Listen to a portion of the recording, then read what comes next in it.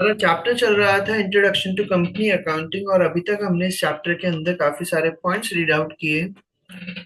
अभी तक मैं इस चैप्टर के अंदर कुछ टॉपिक्स डिस्कस कर चुका हूँ। फर्स्ट ऑफ ऑल मैंने फर्स्ट टॉपिक डिस्कस किया है शेयर्स और उसके टाइप्स। ये पूरा टॉपिक समझा दिया है मैंने। सेकंड टॉपिक इसके बाद में फिर हमने डिस्कस किया है शेयर कैपिटल, और फिर उसके पूरे टाइप्स मैंने कवर अप करा दिए हैं। फिर उसके बाद में हमने नेक्स्ट टॉपिक डिस्कस किया इश्यू ऑफ शेयर्स। जब कंपनी अगर शेयर इश्यू करती हैं तो वो कैसे इश्यू किए जाते हैं, पार पर, प्रीमियम पर और डिस्काउंट पर। फिर इसके बाद में हमने जनरल एंट्री, जब आप अगर पार पर शेयर इश्यू करते हैं तो क्या जनरल एंट्रीज होती हैं, प्रीमियम पर इश्यू करते हैं तो क्या जनरल एंट्रीज होती हैं, वो सब कुछ। उसके बाद में फिर हमने डिस्कस किया बोनस इशू। जब अगर कंपनी बोनस शेयर इशू करती हैं तो क्या कंसेप्ट होते हैं। और फिर उसके बाद में मैंने राइट इशू,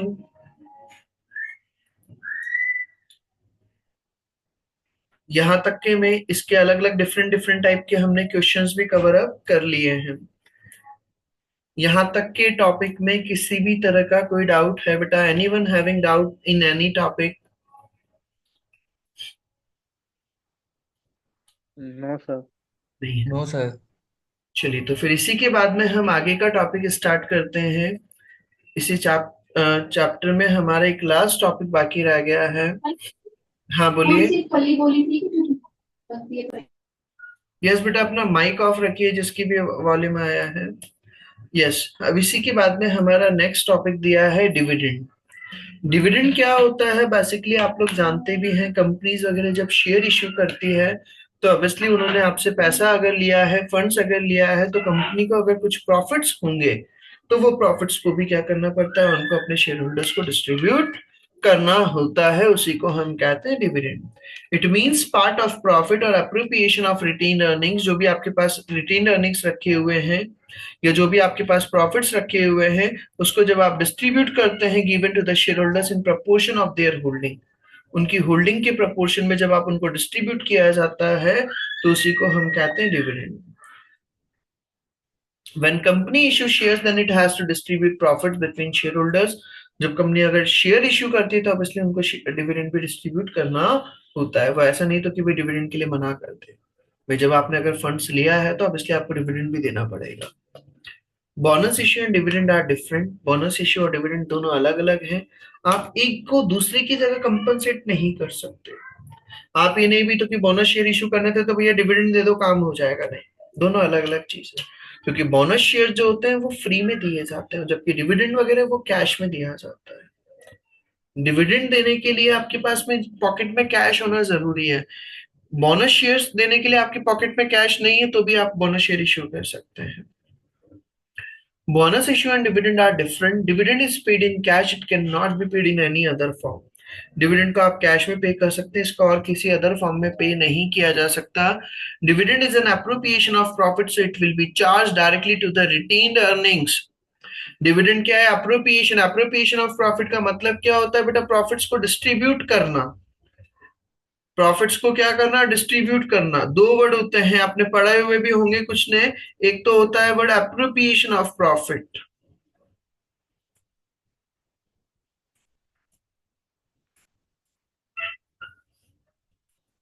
और एक वर्ड होता है चार्ज अगेंस्ट प्रॉफिट।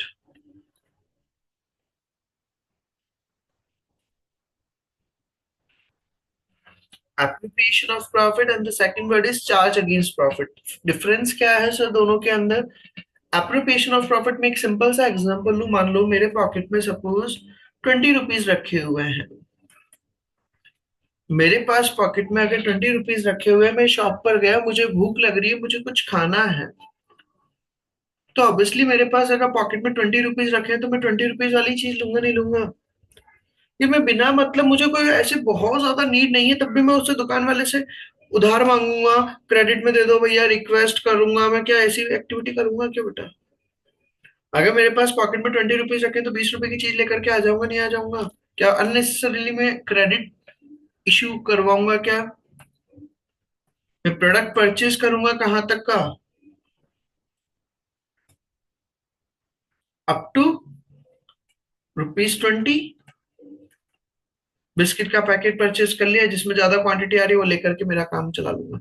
मैं फालतू का उधार नहीं करूंगा, क्योंकि मुझे ऐसा नहीं है, पसंद नहीं है। तो कि भाई मैं ₹20 अगर पॉकेट में, तो मैं ₹50 वाली चीज लूँ फालतू का, उसमें ₹30 बाद में दे दूंगा, भैया रिक्वेस्ट कर रहा हूँ प्लीज मान जाओ। नहीं। एक होता है charge against profit. Charge against profit क्या हो गया? मान लो मेरी गाड़ी में पेट्रोल एंड हो गया, पेट्रोल एंड हो गया, मेरी गाड़ी में पेट्रोल खत्म हो गया है। मेरे पास ₹20 रखे हुए थे, मैं पेट्रोल पंप पे गया तो कि भैया कम से कम ₹50 का फिल कराना ही पड़ेगा,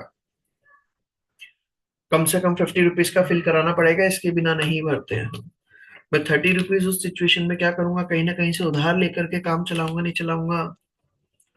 क्योंकि वो अर्जेंट है, अगर वो नहीं फिल कराया तो मुझे पैदल पैदल जाना पड़ेगा। वो मेरे लिए एक अटकने वाला काम हो गया है, तो वो मेरे लिए इसेंशियल है, तो वहां पर मैं किसी से उधार में लेकर के भी काम करूंगा, नहीं करूंगा?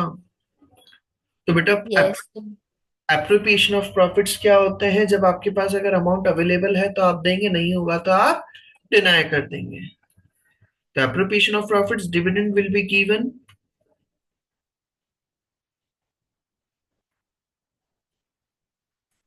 If there are profits. अगर प्रॉफिट्स होंगे तो आप डिविडेंड देंगे। और चार्ज अगेंस्ट प्रॉफिट का एग्जांपल लूं मैं, इंटरेस्ट एक्सपेंस।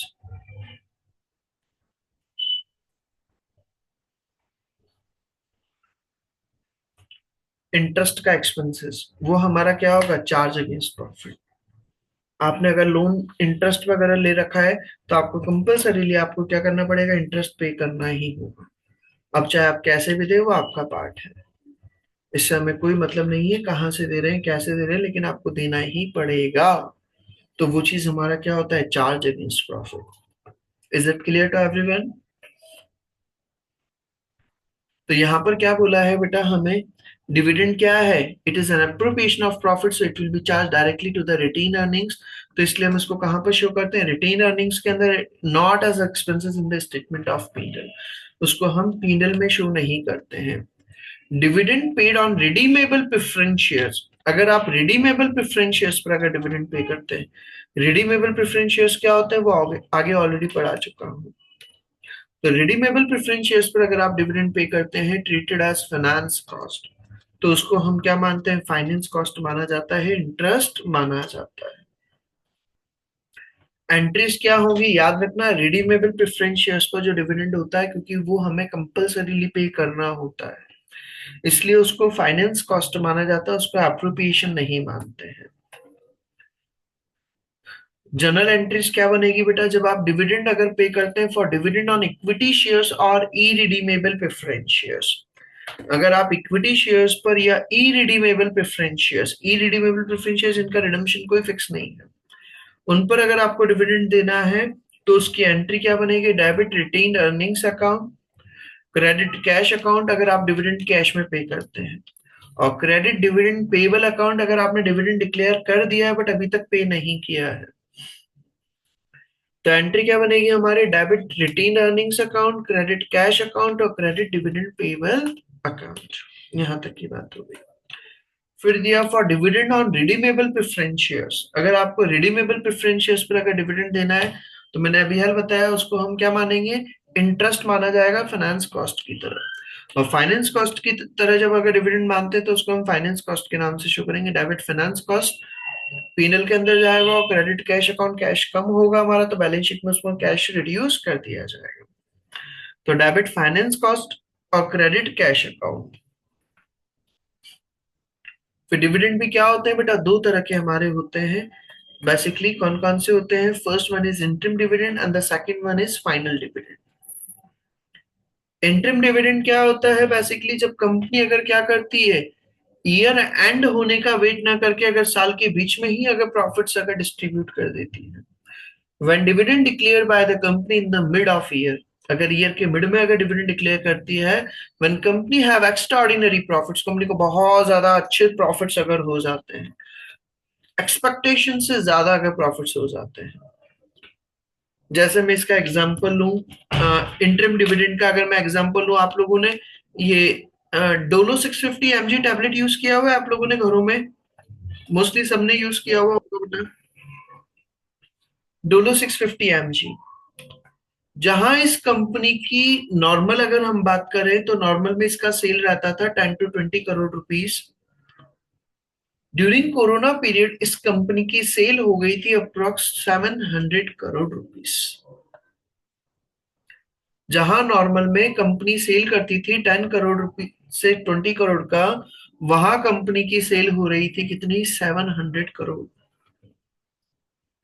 इस कोरोना के पीरियड के अंदर कंपनी की सेल्स में एकदम से सडनली क्या हो गया? बहुत ज्यादा ड्रास्टिक चेंज आ गया। और जब इतना बड़ा चेंज आया तो कंपनी ने ऑब्वियसली क्या करा? डिमांड बहुत ज्यादा आने लग गई, लोगों को क्या करना होता था? ट्रैवलिंग करना होता था। अगर फ्लाइट वगैरह से कहीं जाना है तो एयरपोर्ट पर चेकिंग होती है, आपका टेम्परेचर में मेजर करते थे, तो वो फ्लाइट में जाने से पहले आधे एक घंटे पहले क्या ले लेते थे? डोलो ले लेते थे, ताकि बॉडी का टेम्परेचर डाउन हो जाए। फ्लाइट से जैसे ही बाहर निकलना है फिर एक डोलो ले लिया, ताकि अपना आप ऑटोमेटिकली उसमें टेम्परेचर मशीन में टेम्परेचर डाउन आए। तो वो चीजें किया जाता था। उनको कवर करने के लिए बेसिकली क्या हुआ? कंपनी की सेल्स अच्छी खासी हो गई। इवन कंपनी ने अपनी जो सेल प्राइस थी पर स्ट्रिप प्राइस, उसको भी क्या कर दिया था? इंक्रीज कर दिया था। लेकिन तब भी कंपनी की सेल अच्छी खासी हुई। अब कंपनी को सेल अच्छी हुई है तो कंपनी के प्रॉफिट्स बढ़े, और जब कंपनी के प्रॉफिट्स बढ़े हैं तो कंपनी ने क्या करा? ईयर एंड होने का वेट ना करके उसने साल के बीच में ही क्या कर दिया था? डिविडेंड डिक्लेयर कर दिया था। उस पर काफी सारे मैम्स वगैरह भी बनाए गए थे। लोगों ने बहुत सारे फन पार्ट भी बनाए थे। आपके पास क्या है? मेरे पास तो डोलो है, मेरे पास तो ये है। इस तरह की बहुत सारी चीजें, मजाक भी बनाए गए थे। जिसके पास डोलो है उसके पास सब कुछ है, और इस तरह के अलग अलग तरह के फन फनिंग लाइन भी बनाई गई थी, टैगलाइन से बनाई गई थी। तो जब ईयर के बीच में आप अगर डिविडेंड देते हैं तो उसको हम कहते हैं इंटरिम डिविडेंड। जब कंपनी के पास में एकदम से बड़ा अगर प्रॉफिट अगर जनरेट हो जाता है, भाई मुझे खुशी हो रही है, मेरे लिए एक हैप्पी मोमेंट है, तो मैं मेरे शेयर होल्डर्स के लिए भी क्या कर देता हूँ? हैप्पी मोमेंट ला देता हूँ। उन सबको भी खुश करो। एंड एक होता है हमारा कौन सा? Final dividend. फाइनल डिविडेंड क्या होता है? When dividend paid at the year and.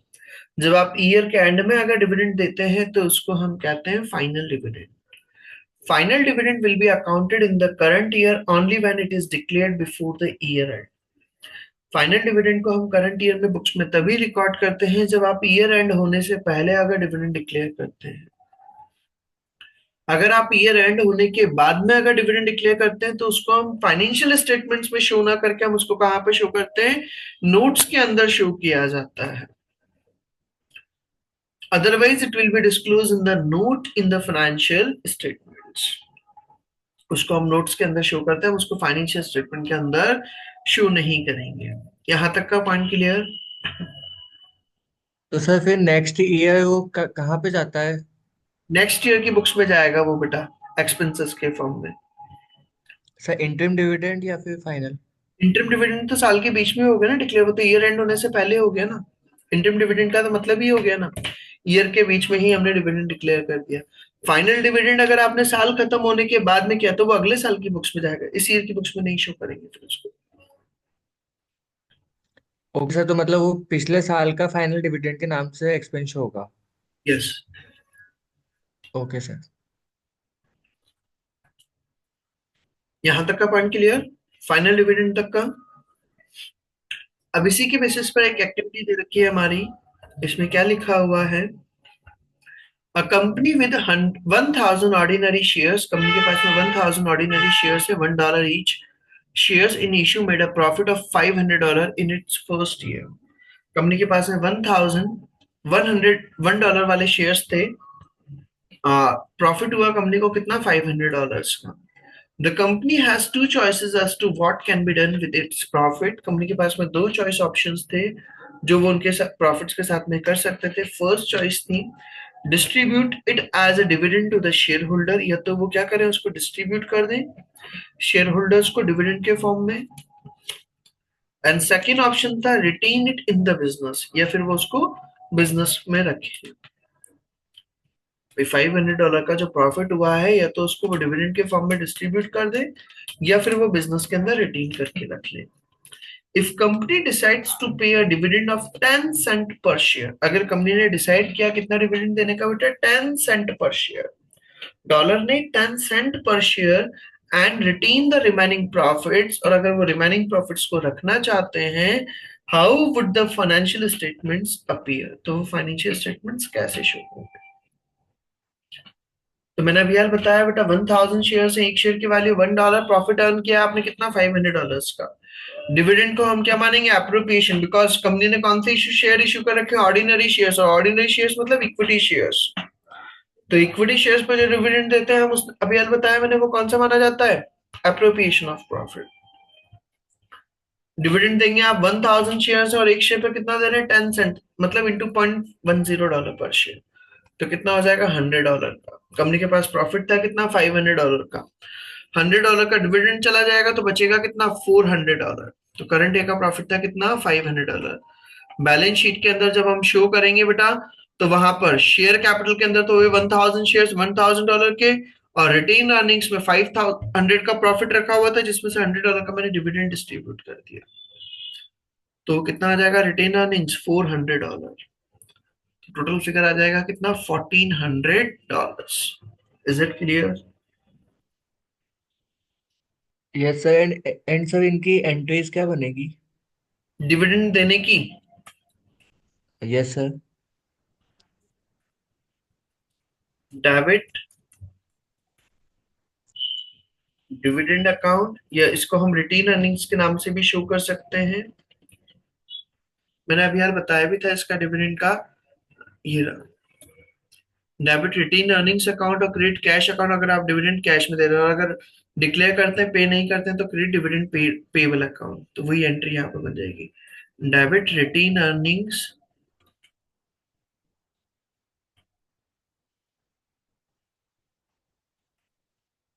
और क्रेडिट हमने सर ये दे तो अपन डिविडेंड पे कर रहे हैं ना, तो उसको रिटेन अर्निंग में क्यों डाल रहे हैं? प्रॉफिट। डिविडेंड कहाँ से दोगे आप, प्रॉफिट्स में से ही तो निकालोगे बेटा पैसा। डिविडेंड का मतलब ही क्या है, प्रॉफिट्स यस डिस्ट्रीब्यूट। सर। वो प्रॉफिट कहाँ से आ रहा है, रिटेन अर्निंग्स में से। तो वो रिटेन अर्निंग्स को हम क्या करेंगे, डेबिट करेंगे। तो डेबिट रिटेन अर्निंग्स और क्रेडिट कैश अकाउंट, कितना डिविडेंड हो जाएगा, $100 का। अगर आपने डिविडेंड दिया है तो $100 से। Clear point. Yes sir. यहां तक की बात हो गई सर। ये मेरा यहाँ तक का चैप्टर का थ्योरी पार्ट मैंने कवर करा दिया है। होपफुली सबको समझ में आ गया होगा यहाँ तक का थ्योरी पार्ट। Yes sir. चलिए, तो फिर इसी के बाद में हम जस्ट मिनट,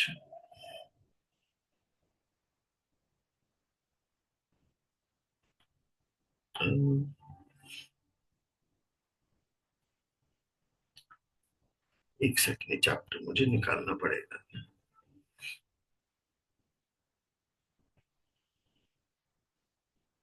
जस्ट मिनट में, एक सेकंड के लिए क्लास को वो कर रहा हूँ।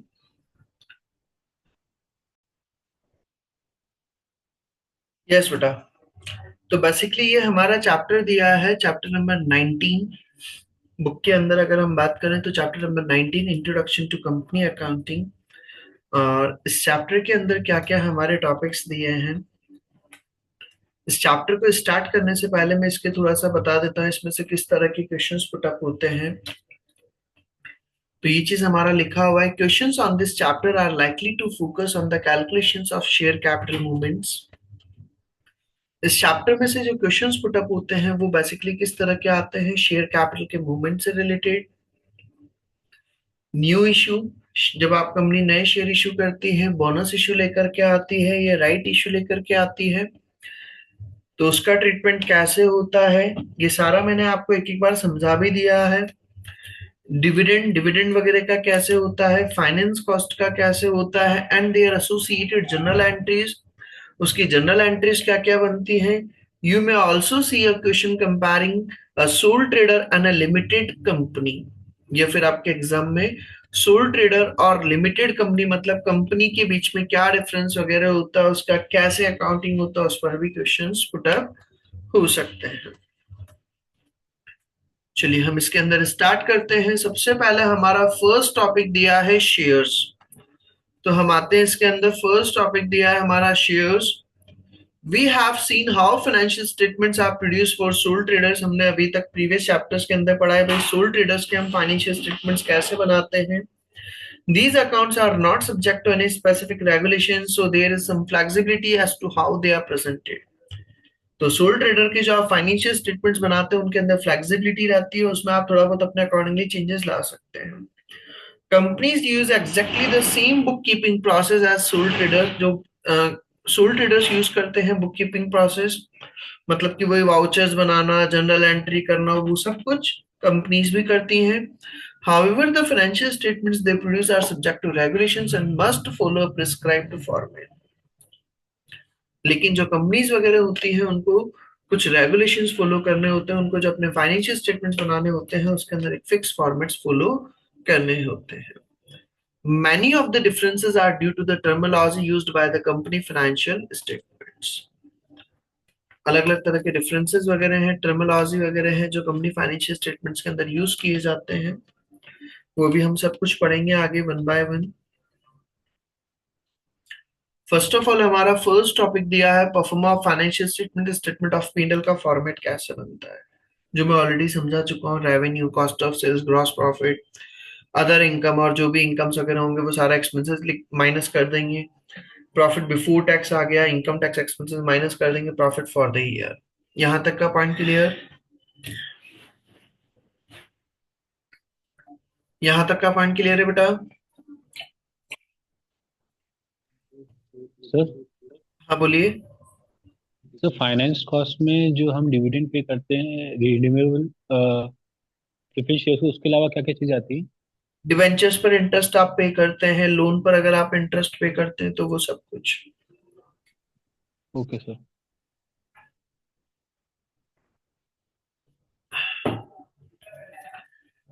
उसी के बाद में फिर हमने नेक्स्ट टॉपिक पढ़ा था statement of financial position, balance sheet जिसको हम बोलते हैं। और बैलेंस शीट के अंदर मैं बता चुका हूं हमारा यहाँ पर हम सबसे पहले क्या करते हैं, असेट्स पार्ट को लिखते हैं और फिर उसके बाद में क्या लिखा जाता है, लायबिलिटीज पार्ट को। असेट्स पार्ट के अंदर वही non current assets, property plant and equipments, intangible assets सारी आ जाएगी हमारी। फिर current assets, inventory, trade receivables, other current assets, cash and cash equivalent, total assets आ गया। फिर उसके बाद में क्या आ जाएगा हमारा equity and liabilities. Equity and liabilities के अंदर इक्विटी वही share capital, share premium, retain earnings और रिवॉल्यूशन सरप्लस। ये चार पॉइंट बताए थे मैंने। इक्विटी के अंदर ये चार चीजें आती है, share capital, share premium, retain earnings और रिवॉल्यूशन सरप्लस। फिर non current liabilities, long term borrowings, long term provisions वगैरह, और फिर करंट लायबिलिटीज जो भी होंगी वो सारी आ जाएंगी। ये आपका टोटल इक्विटी एंड लायबिलिटीज हो जाएगा, टोटल ऑफ असेट्स और total of liabilities. Clear point यहां तक? Yes sir. Yes sir. इसी के बाद में फिर हमारा नेक्स्ट टॉपिक दिया है शेयर कैपिटल। और शेयर कैपिटल क्या होता है ये मैंने ऑलरेडी आपको डिटेल में समझा दिया है। शेयर कैपिटल के अंदर भी वही चीजें बता रखी है। It is necessary to be able to distinguish between the following types of share capital. Authorized share capital, maximum number of shares of the company may issue. जितने रुपए के शेयर्स कंपनी अपनी लाइफ टाइम में इशू कर सकते हैं उसको हम क्या कहते हैं, ऑथराइज शेयर कैपिटल। फिर सेकंड दिया है हमारा इश्यूड शेयर कैपिटल।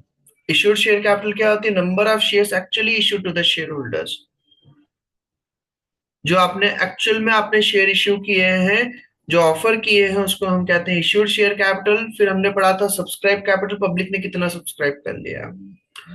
फिर आता है next point called up capital, the amount of issued share capital the amount has asked share holders to pay for the debt. जितना अमाउंट आपने शेयर होल्डर्स को एक पर्टिकुलर डेट तक पे करने के लिए बोल दिया उसको हम कहते हैं कॉल्ड अप कैपिटल। और फिर हमने पढ़ा था कौन सा, पेड अप शेयर कैपिटल, जितना अमाउंट शेयर होल्डर्स एक्चुअल में पे कर चुके हैं उसको हम कहते हैं पेड अप शेयर कैपिटल। यहां तक के पॉइंट्स क्लियर है बेटा? Yes sir. ये सारा पॉइंट्स मैं ऑलरेडी पढ़ा चुका हूँ। फिर इसके बाद में दिया है नेक्स्ट टॉपिक हमारा टाइप्स ऑफ शेयर्स। और टाइप्स ऑफ शेयर के अंदर हमने दो तरह के टाइप्स पढ़े थे, ऑर्डिनरी शेयर्स, ये equity shares, and the second one is preference shares. Ordinary share जिसके होल्डर को हम क्या कहते हैं, equity share holder. Ordinary shares, equity share holders, ordinary share holders effectively own in business, उनका खुद का बिजनेस होता है, वो ऑनर होते हैं, यूजुअली हैव वोटिंग राइट्स, उनके पास वोटिंग राइट्स होते हैं, no right to fix dividend, उनके पास फिक्स डिविडेंड नहीं होता, receive what directors decide to pay, जो भी डायरेक्टर डिसाइड करेंगे वो डिविडेंड मिल जाता है उनको, holders entitle to all profits left after the payment of any preference dividend, और प्रेफरेंस डिविडेंड का पेमेंट होने के बाद में जो डिविडेंड बचता है वो सारा उन्हीं के बीच में जाता है। प्रेफरेंस शेयर्स में क्या होता है, जनरली फिक्स डिविडेंड रेट होता है, like 7%, 10%, 9%, 8%। Receive dividend in priority to ordinary share holders, उनको ऑर्डिनरी शेयर होल्डर मतलब इक्विटी शेयर होल्डर से पहले डिविडेंड मिलता है। On winding up receive capital in priority, और जब भी कैपिटल रिटर्न होगी तो भी पहले उनको मिलता है प्रेफरेंस शेयर होल्डर्स को। And can be redeemable at a certain date, उनका रिडम्पशन हो सकता है एक पर्टिकुलर डेट पर, और इरिडीमेबल या फिर वो इरिडीमेबल होंगे, do not usually have voting rights, और उनके अंदर वोटिंग राइट्स नहीं होते हैं। इसके बाद में फिर आया था हमारा शेयर कैपिटल का अकाउंटिंग ट्रीटमेंट। शेयर कैपिटल का अकाउंटिंग ट्रीटमेंट क्या होता है? अकाउंटिंग ट्रीटमेंट के अंदर हमने भाई अगर कंपनी ने नए शेयर अगर इश्यू किए हैं तो उसका कैसे ट्रीटमेंट होता है इसका, ये क्वेश्चन दिया था। रैप कंपनी स्टार्टेड बिजनेस, और ये वाला क्वेश्चन मैं ऑलरेडी करा भी चुका हूँ, सिर्फ फिगर्स में वेरिएशन है। रैप कंपनी ने बिजनेस स्टार्ट किया 1 जनवरी 2016 को, 1 लाख ऑर्डिनरी शेयर है 50 सेंट ईच, और कितने पर इश्यू किया, 50 सेंट पर शेयर पर। तो आपकी बैलेंस शीट में कितना फिगर आएगा, तो 1 लाख शेयर और एक शेयर 50 सेंट मतलब हाफ डॉलर का है, तो बैंक के अंदर आ जाएगा $50,000, और शेयर कैपिटल के अंदर भी कितना आ जाएगा, $50,000। अगर कंपनी प्रीमियम पर शेयर इश्यू करती है, मतलब कि फेस वैल्यू से ज्यादा वैल्यू पर अगर शेयर इश्यू करती है, तो यहाँ पर एक्टिविटी नंबर 1 दे दिया जो मैं ऑलरेडी करा चुका हूँ। ऑन 1 जून 2016 रैप कंपनी ने क्या करे थे, further 2 lakh ordinary share issue किए, 50 सेंट वाले 80 सेंट पर इश्यू किए हैं, तो 30 सेंट का क्या हो जाएगा बेटा, प्रीमियम हो जाएगा क्या? Debit bank account, credit share capital account, credit share premium account, ये एंट्री करेंगे क्या? Yes sir. एंट्री हो गई। फिर इसके बाद में बोला है हमें show how this issue of share would be accounted for in the equity section. Same question बता चुका हूं, बस मैंने वहां पर $50 और $80 के बेसिस पे बता रखा है बेटा। Yes sir. इसको कर लेना आप लोग, एक्टिविटी नंबर 1 को। फिर इसी के बाद में दिया था फिर हमारा बोनस इशू, जब कंपनी अगर बोनस शेयर इशू करती है, ये इसको हम कैपिटलाइजेशन इशू भी बोलते हैं। This is used when a company wishes to increase its share capital without needing to raise additional funds by issuing new shares. जब कंपनी क्या करना चाहती है, अगर अपनी शेयर कैपिटल को बढ़ाना चाहती है और कोई नए शेयर इशू नहीं करना चाहती, मतलब कि फंड्स वगैरह लेकर के नहीं करना चाहती शेयर इशू, एनी रिजर्व में B use including the share premium account, तो आप बोनस शेयर के लिए किसी भी तरह के रिजर्व वगैरह को यूज कर सकते हैं। बोनस एडवांटेज क्या होगा बोनस इशू लाने से, bonus issue can be made from the share premium account which has few other users. भाई आपके पास में जब शेयर प्रीमियम पर इशू करते हैं, शेयर को आप जब प्रीमियम पर इशू करते हैं तो वो जो प्रीमियम मनी आता है उसका बहुत लिमिटेड यूज होता है, लेकिन उस पैसे को आप क्या कर सकते हो, बोनस शेयर इशू करने में यूज कर सकते हैं। Will allow the share price to fall to make the company share more affordable to the new investors. जब कंपनी अगर शेयर इशू करती है, बोनस शेयर इशू करती है, तो शेयर की प्राइसेस क्या हो जाती है बेटा, कम हो जाती है। कम क्यों हो जाती है, मान लो सपोज 1 लाख शेयर्स थे कितने रुपए के, 20 लाख के। अब कंपनी ने क्या कर दिया, अगर मान लो 1 लाख शेयर बोनस शेयर और इशू कर दिए, 1 लाख शेयर, तो अब कितने हो गए, 2 लाख शेयर हो गए, लेकिन अमाउंट तो कितना है, वो 20 लाख। अमाउंट तो कितना है, 20 लाख की है, तो शेयर की प्राइस क्या हो जाएगी, रिड्यूस हो जाती है। जब कंपनी बोनस शेयर इशू करती है तो शेयर की प्राइस क्या हो जाती है, रिड्यूस हो जाती है, तो ताकि एक नॉर्मल पर्सन भी क्या कर सके, शेयर को परचेस कर सके। Share holders will now own more shares and could sell part of their holding, और शेयर होल्डर्स के पास भी क्या होता है, नंबर ऑफ शेयर्स ज्यादा हो जाते हैं, वो अपनी होल्डिंग का कुछ पार्ट को सेल कर सकते हैं।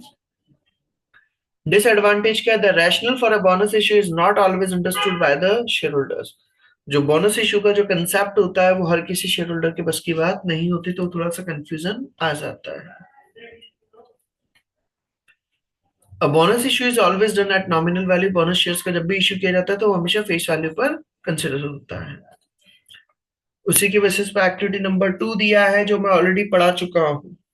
शेयर कैपिटल दे रखा था आपका 150,000, शेयर प्रीमियम और रिटेन अर्निंग्स को कंपनी ने क्या करे थे, बोनस इशू लेकर के आई थी 144 बेसिस। पढ़ा चुका हूं बेटा ये चीज में। एक्टिविटी नंबर 2 हमारा हो गया था। इसी के बाद में सर फिर मेरे को समझ नहीं आया वो। एक्टिविटी नंबर 2 जो है बेटा वो ऑलरेडी करा चुका हूं मैं क्लास के अंदर।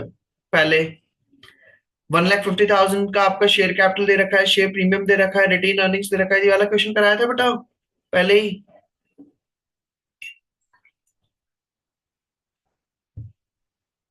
तो इसको आप एक बार करके देख लेना, वापस से आ जाएगा। अगर नहीं आता है तो फिर मैं बता दूंगा। फिर उसी के बाद में दिया है राइट इशू। जब अगर कंपनी राइट इशू लेकर के आती है तो क्या होता है। राइट इशू का मतलब मैंने बताया था, जब कंपनी अगर अपने एग्जिस्टिंग शेयर होल्डर्स को अगर शेयर इशू करती है मार्केट प्राइस से कम रेट पर, तो उसको हम कहते हैं right issue.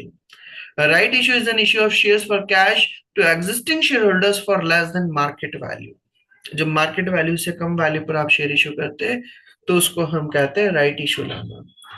Rights are offer to the existing share holders who can sell them if they wish. अगर उनकी इच्छा हो तो वो किसी और पर्सन को भी ट्रांसफर कर सकते हैं या आप खुद भी एक्सरसाइज कर सकते हैं। उसके वही एडवांटेज और डिसएडवांटेज दे दिए हैं। इसको एक बार रीडिंग लगा लेना, आ जाएगा समझ में। ये टॉपिक ऐसे है जो आप कंसेप्ट समझा दिया है, एक ही बार रीडिंग लगाओगे आ जाएगा समझ में। और उसकी एक्टिविटी नंबर 3 में ऑलरेडी करा चुका हूं। इसी के बाद में फिर दिया है प्रेफरेंस शेयर्स। प्रेफरेंस शेयर्स के type, redeemable preference shares, irredeemable preference shares क्या होता है ये चीज में पढ़ा दिया है।